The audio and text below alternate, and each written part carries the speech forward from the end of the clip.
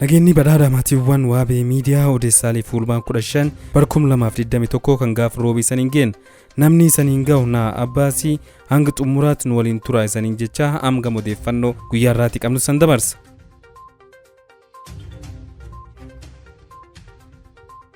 Waraanni bilisummaa Oromoo tarkaanfii waraana mootummaa irratti fudhachuu ibsi.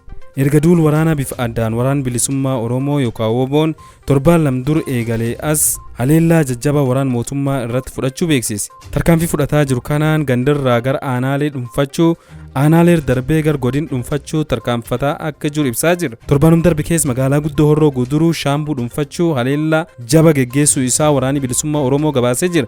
Haleellaa kanaanis kasaara lubbuu fi qabeenyaa qaamolee waraana mootummaa irraan ga'us beeksise. Gabaas kalees galgal baaseen ammoo waraanni bilisummaa Oromoo Salaalee fi Adaa Bargaatti waraan mootummaa irratti haleellaa raawwatu himee jira. Tarkaanfii kanas Kaabshaggar Salaalee aanaa Warjaarsoo magaalaa Hoosee keessatti kalees fulbaan 14 barkum 2021 lafa barii jala waraanni bilisummaa Oromoo waraan mootummaa irratti tarkaanfii fudhachuu fi tarkaanfii kanaan waraan mootummaa irraa loltoonni hedduun ajjeefamuun reeffa fi madoon gar Salaaleetti fe'amuu ifoomseera. Guyyaa wiixataa fulbaan 13 barkum 2021 Oromiyaa Wallagga Bahaa Baaloo Bareedaa fi Angaar keessatti tarkaanfii fudhachuu kan himu WBO'n loltoota humna addaa naannoo Beenishaangul Gumuzii fi meeshaa waraanaa hedduu boojii isaa seeree jira. Oduma wal fakkaatuun waraanni bilisummaa Oromoo Wallagga Bahaa Haroo Liimuu jalatti kan argamtu magaalaa Bariisoo seenuun fulbaan 11 barkum 2021 lol waraanaa mootummaa waliin geggeesseen loltoota hedduu ajjeesuun kaan booji'ee guutumaan guutuutti magaalicha qabachuun uummanni hedduminaan bahee gammachuu isaa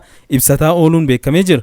Akkasum Gujii Bahaa Gooroo Doolaatti waraanni bilisummaa Oromoo fulbaan 12 barkum 2021 ganam magaalaa Harqalloo seenuun waraana mootummaa irratti tarkaanfii fudhateen hedduu ajjeesuu beeksisee jira. Waraanni Itoophiyaa biyyoota Afrikaa hundatti babal'achuuf deemsota jedhu. Waraanni Tigraayitti ji'oota 10 dur eegalee dhiheen naannoo naannolee Amaaraa fi Affaaritti babal'ate. Biyyoota gaanfa Afrikaa margooluuf akka sodaachis dhaabbata biyyoota gamtoomaniitti Komishinar Olaantuun mirgoota namummaa Miisheel Baashleet akeekkachiiste. Yaa'ii waggaa Komishinii mirgoota namummaa UN 48ffaa Komishinariittiin kan jette yaa'ii waggaa Komishinii mirgoota namummaa United Nation 48ffaa wiixata dheengaddaa Jeneefaa taa'ame irratti ture. Komishinariittiin haalota ji'oota muraasa darban keessa naannoo Tigraay wal qabatee ture yeroo yaa'ichaaf ibsitu dhalattoota Tigraay hidhaan jumlaa ajjeechaa saamichii fi haleellaan saalaa muudachuu ibsiti. Haalli kun lammiileen hedduun jireenya yaaddoo fi gadadoo akka jiraatanii fi hedduun akka sodaatanii buqqa'an godhee jiraas jetti. Komishinar Miisheel Baashleet qorannoo waajjirri isii Komishinii mirgoota namummaa Itoophiyaa waliin ta'uun naannoo Tigraayitti geggeessu ilaalchisuun waan hanga ammaa irra ga'an irrattis ibsa kennitee jirti. Gareen qorannoo kun gar Maqalee, Kibbaa fi Baha Tigraay imaluu akka danda'ee fi magaalaa Aksum imaluun haal jiru qorachuu akka hin dandeenye ibsiti. Aksum qofa osoo hin taane gar giddugaleessaa fi Baha Tigraay imaluuf karoorri qabamee tures hin milkoofne jetti. Bu'aan qorannoo waloo onkoloolessa xumura irratti ni ba'aa jedhamee eeggamas jetti. Komishinarri Komishinii mirgoota namummaa Itoophiyaa Dr. Daani'el Baqqalee yaa'icha irratti dhaamsa dabarseen yeroo ammaa gareen waloon bobba'e kun odeeffannoo argate qindeessaa jiraachuu fi amma sadarkaa bu'aa qorannoo ibsuu irra akka hin gahin dhiittawwan mirgoota namummaa qoratamanii fi xiinxalamaa jiran ilaalchisuun deebii gam mootummaan jiru man maree United Nationiif kan ibse abbaan alangaa waliigalaa federaalaa Dr. Geediyoon Ximootiyoos qorannoo qaamni United Nationii fi Komishinii mirgoota namummaa Itoophiyaa waliin geggeessaa jiraniif gatii akka kennan ibsuun bu'aan gam dhumaa garuu haal kanaan guutuu ta'ee ba'a jedhanii akka hin eegne. Qorannoo geggeessuuf tattaaffii godhamaa jiru mootummaan isaa kan deeggar ta'uu kan ibse Geediyoon Komishinii mirgoota namummaa gamtaa Afrikaas seerota ba'an sarbeeraa jechuun komati. Komishinii mirgoota namummaa gamtaa Afrikaa haal barameen al ba'eer walabaa fi gartummaa tokko malee qorannoo gochuu dhiisee addasaatti qorannoo geggeessuuf murteesse mootummaan Itoophiyaa is kan hin fudhatus jedhe.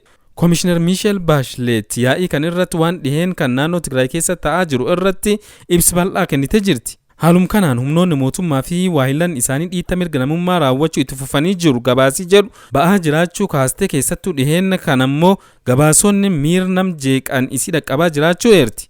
Reenfi namaa hedduun handaara laglixa Tigraay fi Suudaan gidduu jiru takazeetti namoota qurxummii keessaniin argamu himti. Kanneen reenfi isaanii argame hedduun kan rasaasaan rukutamanii fi harki isaanii duubatti kan hidhamta'uu akka adda baaste kan himti qondaalli sun kan jechuun ajjeefamuu isaaniin dur dararaan irra ga'uu mul'isaa jetti. Lixa Tigraayitti bakkeewwan hedduutti hidhaan dhalattoota Tigraay irratti raawwatamaa jiraachuu ibsiti.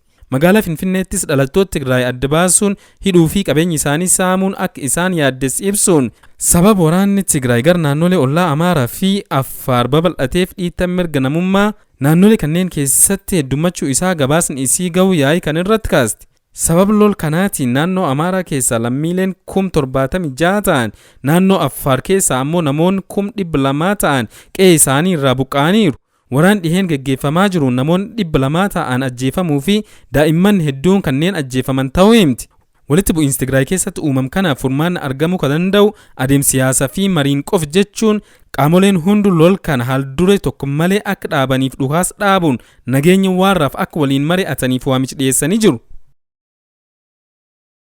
Loltoonni addaa naannoo Amaaraa Matakalitti naga buusuuf bobbaafamuu gabaafame. Humni addaa poolisii naannoo Amaaraa godina Matakal aanaa Bulaanitti bobbaafamu waajjirri koominikeeshinii aanichaa beeksise. Humni addaa poolisii naannoo Amaaraa kun gara godinichaatti kan bobbaafame waliigaltee pirezidaantii naannoo Amaaraa Aganyoo Tashaagarii fi kan naannoo Beenshaangul Gumuz Ashaadli Haasan. Humni addaa poolisii naannoo Amaaraa kun gara godinichaatti kan bobbaafame waliigaltee pirezidaantii naannoo Amaaraa Aganyoo Tashaagarii fi kan naannoo Beenshaangul Gumuz Ashaadli Haasan gidduu torbaanota muraasa ture mallattaa'ee hordofuun ta'uu odeeffannoo ni addeessa.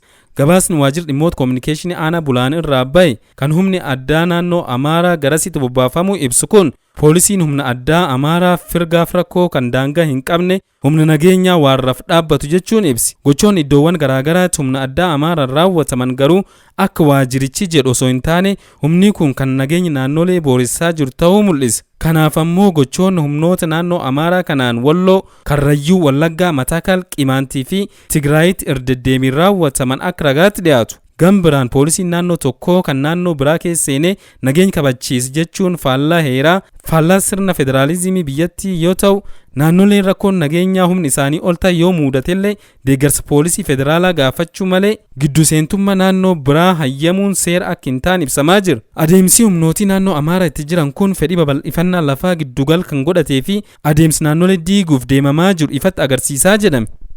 Hordoftoota keenya odeeffannoo namaaf qabnu kanuma haga odeeffannoo kabiraatti walitti gaddeebinuutti naga keessa nu turaa saniin jenna.